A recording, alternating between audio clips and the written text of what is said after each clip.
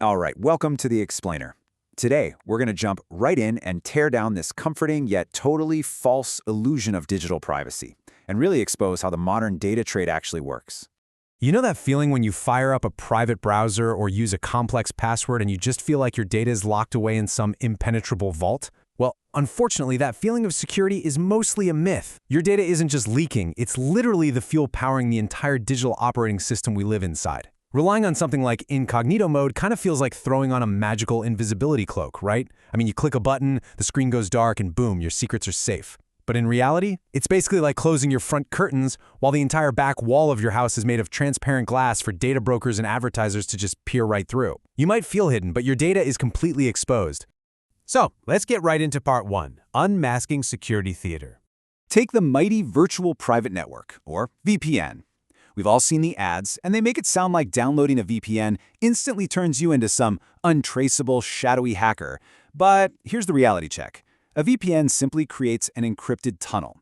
Sure, it successfully hides your destination from your internet service provider, your ISP, but you haven't actually solved the trust problem. You've just moved it.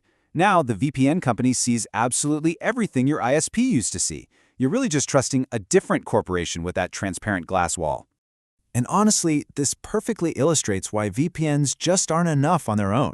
Even with your IP address completely hidden, you are still super vulnerable to something called browser fingerprinting.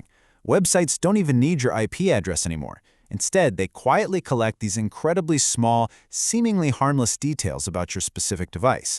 We're talking your exact screen resolution, your operating system, even your current battery level.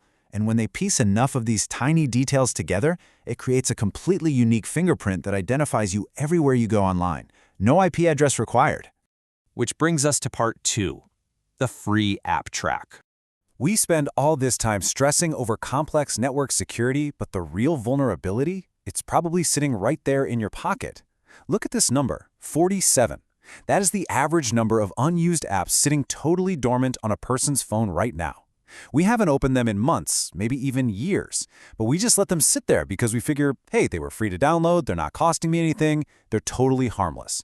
But actually, that assumption is incredibly dangerous. Because you have to remember the golden rule of the internet. If you are not paying for the product, you are the product. These free apps, they're deliberately designed to act like highly addictive slot machines to keep you hooked. But that user engagement is really just a smokescreen. Their true, primary job is data placement. While they're just sitting there on your phone, they are quietly harvesting what experts call dirty fragments of your life. They're tracking where you physically go, what you search for, and exactly who you're talking to. Let's move to part 3, reconstructing your identity. So, what actually happens to all those dirty data fragments? Well, the process is called layering, and you can actually compare it a lot to money laundering. Data brokers sweep up these dirty fragments from your free apps. Now, at first glance, these are just thousands of individual, technically anonymous data points. But then, the brokers start layering them on top of one another. And as those layers build up, this incredibly vivid, highly accurate profile of exactly who you are starts to emerge. They don't even need your legal name to know it's you. As long as they have the layered pattern of your daily habits and movements, they've got your identity. And the sheer precision of this tracking is, quite frankly, terrifying. Your phone knows its physical location within mere meters. How? By constantly pinging a massive grid of electrodes and atomic clocks floating in space on satellites. And if you're thinking, oh, I'll just turn off my GPS, actually, scratch that, it doesn't work. Even with GPS completely disabled, your device is still constantly being triangulated through local Wi-Fi positioning in nearby cell towers. You are literally always broadcasting your location. But it's not just your physical location. They're tracking your mind.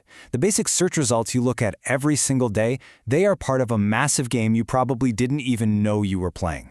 Google's algorithm isn't just benevolently handing you the best or most accurate information, it is evaluating hundreds of complex signals with one singular goal: keeping you on the page. There are entire teams of specialists out there reverse engineering your personal interests just to rank a specific result right in front of your eyes. It's a systemic, high-stakes arms race for your absolute focus. All right, part 4, debugging your digital life. Since privacy by default is pretty much a myth, we need an actionable roadmap. Here's a simple, effective digital declutter process you can start literally right now to stop giving away your incredibly valuable data for free. Step 1. If you haven't opened an app in 30 days, delete it. Just cut off that data pipeline. Step 2, spend just 10 minutes a day actively cleaning your inbox to shrink your digital footprint. And step 3, go into your settings and ruthlessly turn off unnecessary notifications. Seriously, you have to remind yourself that every single notification popping up on your screen is just someone else's priority intentionally interrupting yours. And this really requires a vital mindset shift. You have to start treating your phone as a tool that you actively control, not a slot machine that you're passively addicted to. When you pick up your device, do it with an intention. Don't just let the algorithms and alerts dictate what you do next. Furthermore, if you actually want to stay ahead in a world where AI and algorithms are completely rewriting the rules, you need more than just privacy hacks. You need a real strategy. I highly recommend taking control by upskilling.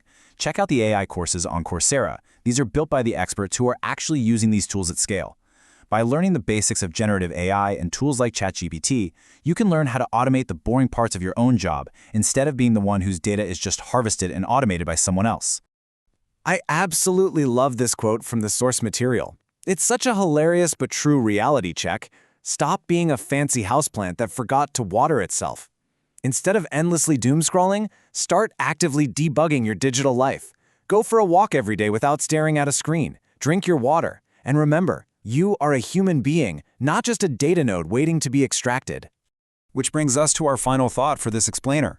The transparent glass wall of your digital house is currently wide open, and those tools you thought were protecting you are mostly just security theater. So I'm going to leave you with this. Will you finally take control of your data, or are you going to let someone else package it up and sell it all over again tomorrow? The choice and the tools to fix it are in your hands now. Thanks so much for joining me, and I'll catch you in the next one.